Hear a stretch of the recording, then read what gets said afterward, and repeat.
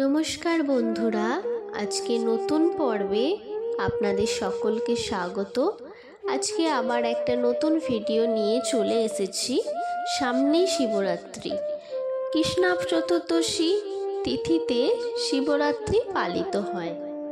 আজকে আমার ভিডিওর মাধ্যমে আপনারা জানতে পারবেন পুরোহিত ছাড়া বাড়িতে শিবরাত্রি পূজা কিভাবে করবেন, চার প্রহরে জল ঢালার সময় ও পুজোর সামগ্রী কী কী লাগবে।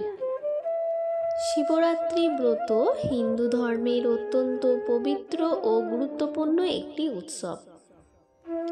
লক্ষ লক্ষ ভক্তরা এই বিশেষ দিনে রাত জেগে চার প্রহরে চারবার পুজো করে থাকে। মহাশিবরাত্রি ব্রত সকলে পালন করতে পারেন। এই ব্রত পালন করলে ভক্তদের মনোবাঞ্ছনা পূর্ণ হয়। বহু নারী এই ব্রত পালন করে মহাদেবের মতো স্বামী পাবার জন্য। এই বিশেষ দিনে শিব ও পার্বতীর বিয়ে হয়েছিল এমনও শোনা যায়। পার্বতী শিবকে পাবার জন্য কঠোর তপস্যা করেছিলেন। মহাদেব এই দিনে পার্বতীর সাথে বিয়ে করে গৃহিণী জীবনের সূত্রপাত করে। বন্ধুরা, এখন আমরা জেনে নেব বাড়িতে পুরোহিত ছাড়া কিভাবে শিবরাত্রি পুজো আপনারা করবেন ও শিবরাত্রির পূজা করতে আপনাদের কি কি সামগ্রীর প্রয়োজন।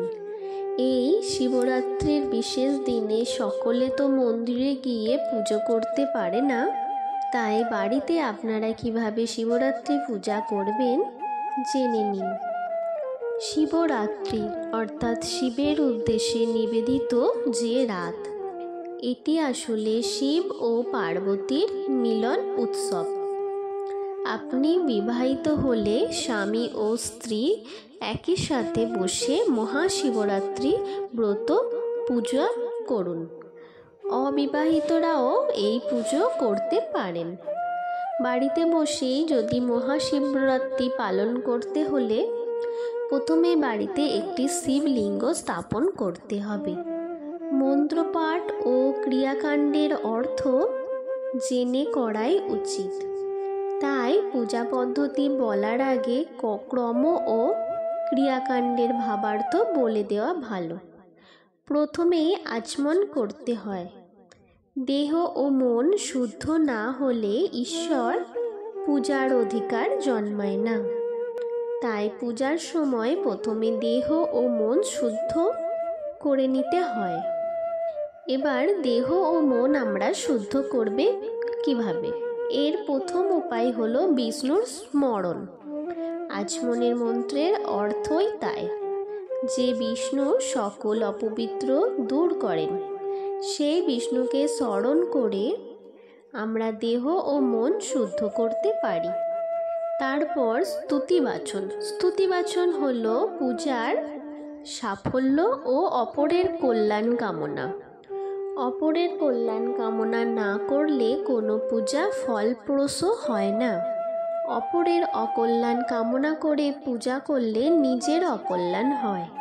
তাই পূজা পাঠ শুরু করার আগে বিশ্বে সকলের জন্য মঙ্গল কামনা করতে হয়। এরপরে জলশুদ্ধি করতে হয়। জলশুদ্ধি মানে হলো যে জলে দেবতার পূজা হয় সেই জল তীর্থের আবাহন। জলশুদ্ধির মন্ত্রে সূর্যমণ্ডল থেকে গঙ্গা, যমুনা, গোদাবরী, সরস্বতী, নর্মদা, সিন্ধু, কাবেরী এই সপ্ত পবিত্র নদী দেবীকে জলে আহ্বান করতে হয়। তারপরে জলকে শুদ্ধ করে নেওয়া হয়। সেই জল নিজের মাথায় দিলে তীর্থস্থানের ফল হয়, আর পূজাদ্রব্যের ওপর দিলে সেই দ্রব্য শুদ্ধ হয়ে যায়। এরপরে সূর্যকে অর্ঘ্য প্রদান করতে হয়। সূর্য আমাদের প্রাণের উৎস, সে কথা আধুনিক বিজ্ঞানও মানে। তাই হিন্দুদের পূজার আগে সূর্যকে অর্ঘ্য প্রদান করে প্রণাম করতে হয়। এরপরে গুরুদেব, পঞ্চদেবতা, নবগ্রহ, ইন্দ্রাদি, 10 দিকপাল, দশম মহাবিদ্যা, দশাবতার ও ইষ্টদেবতা এবং সকল দেবদেবীর পূজা এর মাধ্যমে অন্যান্য দেবদেবীদেরও শ্রদ্ধা প্রদান করতে হয়। আপনার ঠাকুরের আসনে শিব ছাড়া, মহাদেব ছাড়াও যদি অন্যান্য ঠাকুরের অবস্থান থাকে তো সকল দেবতাকে প্রণাম করবেন, পুজো করে নেবেন। এবার আমরা জেনে নেব যে শিবরাত্রির পুজোতে আমাদের কি কি সামগ্রী লাগে। প্রথমেই আমাদের লাগবে একটি শিবলিঙ্গ, একটি ছোট ঘটিতে স্নান করানোর জল, অনেকে আবার ডাবের জলও ব্যবহার করেন, একটি থালা, একটি গ্লাস ও কোষাকুষি না থাকলে তামা বা পিতলের ছোট্ট পাত্র ব্যবহার করতে পারবেন, সাদা চন্দন, একটু আতপ চাল, কয়েকটি ফুল যেমন আকন্দ, ধুতুরা, নীলকণ্ঠ, বেলপাতা, বেল সহ 1 রকম, 3 রকম ও 5 রকমের ফল মহাদেবকে নিবেদন করার জন্য, নৈবেদ্য ও পানীয় জল আপনার সাধ্য ও ইচ্ছে মতো আপনি মহাদেবের কাছে দেবেন। তা আপনি একটা বাতাসা হলেও চলবে, তাও দিতে পারেন। মনের ভক্তি সবই ভক্তি। দেবাদিদেব মহাদেবের পুজোতে সাদা রঙের প্রসাদ দিতে হয়, তাই আপনারা চাইলে বাড়িতে ক্ষীর বানিয়ে নিতে পারেন, অথবা ক্ষীর না বানালে তো আপনারা কোনো মিষ্টির দোকান থেকে সাদা রঙের কোনো মিষ্টি দেবাদিদেব মহাদেবকে দিতে পারেন। এরপর পুজো সামগ্রীতে লাগছে ঘণ্টা, ধূপ, দীপ ও ঘিয়ের প্রদীপ। এবং দেবাদিদেব মহাদেবকে অভিষেক করানোর জন্য পঞ্চামৃত তৈরি করার জন্য লাগবে দুধ, দই, ঘি, মধু, শর্করা, গঙ্গা জল, অনেকে ডাবের জলও ব্যবহার করেন। এরপরে উপাচার সম্পর্কে বিশেষ হলো যে চন্দন, ফুল, বেলপাতা, ধূপ, দীপ ও নৈবেদ্য এই পঞ্চপ্রকার পুজোর ক্ষেত্রে অপরিহার্য। কোনো একটি উপাচারের অভাব ঘটলে সেই উপাচারের নাম নিয়ে একটু জল দিলেও চলবে, আপনার প্রকৃতি ভক্তি সেই অভাব পূর্ণ করবে। পুজো করার সময় আপনারা প্রণামী অবশ্যই রাখবেন, সেখানে আপনি সাধ্যমতো যা খুশি রাখতে পারেন, আপনি 1 টাকাও রাখতে পারেন। শিব পুজো সর্বদা উত্তরমুখে বসে করতে হয়, আর মহাদেবের লিঙ্গটাও উত্তরমুখীভাবে রাখতে হয়। উত্তর দিক হলো ব্রহ্মলোক পথ, তাই পরম ব্রহ্মময় শিবের পুজো সর্বদাই উত্তরমুখী হয়। শিবলিঙ্গকে তামা অথবা পাথরের পাত্রের মধ্যে বসাবেন। আপনি যদি শিবরাত্রির দিন সারা রাত দিন উপোস থেকে 4 প্রহরে জল ঢালার মনস্থির করেন, তাহলে সকালে পুজো করার সময় সংকল্প করে নিন। শিবলিঙ্গে রুদ্র অভিষেক সম্পন্ন করার পর ওম নমঃ শিবায় মহামন্ত্রটি জপ করুন। এরপরে মহামৃত্যুঞ্জয় মন্ত্র 108 বার পাঠ করুন। পরিবারের সকলকে সঙ্গে নিয়ে মহাদেবের আরতি করুন। পূজা সম্পন্ন হবার পর মহাদেবকে প্রণাম করে বাড়ির বড়দেরও পা ছুঁয়ে প্রণাম করে নেবেন। তারপরে সবার মধ্যে প্রসাদ বিতরণ করুন। পুজো করার সময় আপনার জীবনে যা কিছু ভুল করেছেন সেই কারণে ক্ষমা প্রার্থনা করে নিন। মন্দিরে গিয়ে পূজা করলে বাড়ির পঞ্চামৃত ও প্রসাদ নিয়ে যান। বাড়ির মহাদেবকে পঞ্চামৃত অর্পণ করুন এবং মহাদেবের ভক্তদের প্রসাদ দিন। 2024-এ শিবরাত্রি পড়েছে 8ই মার্চ শুক্রবার, বাংলার 24শে ফাল্গুন 1430 শিবরাত্রি অনুষ্ঠিত হতে চলেছে।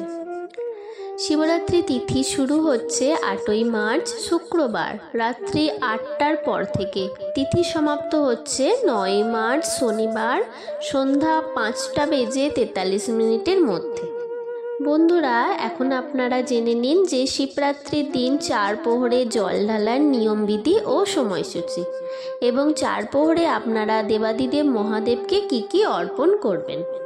প্রথম প্রহরে শিব পূজার সময় সন্ধ্যা 6:25 পর থেকে রাত্রি 9:28 মধ্যে। প্রথম প্রহরের পূজা করা যাবে।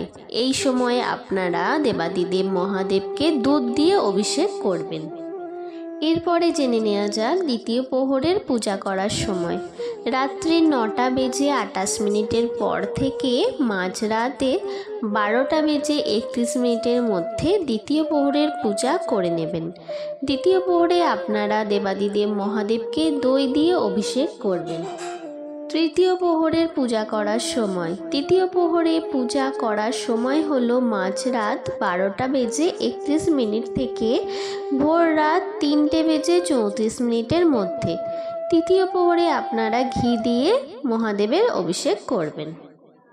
চতুর্থ প্রহরে পুজো করার সময় ভোর 3:34 থেকে সকাল 6:37 মধ্যে হবে শিব চতুর্দশী প্রহরের পূজা। এই সময় আপনারা মধু দিয়ে দেবাদিদেব মহাদেবকে অভিষেক করাবেন। বন্ধুরা, আশা করি আজকের ভিডিওটি আপনাদের ভালো লেগেছে। কোনো জায়গায় যদি আপনাদের বুঝতে ভুল হয় বা আমার কোনো কিছু বলতে যদি ভুল হয়, আপনারা অবশ্যই আমাকে কমেন্ট করে জানাবেন ও ভুলচুপে ক্ষমা করবেন। এত সময় ধরে আমার চ্যানেলে থাকার জন্য ও ভিডিওটি সম্পূর্ণ শোনার জন্য আপনাদের জানাই অসংখ্য অসংখ্য ধন্যবাদ।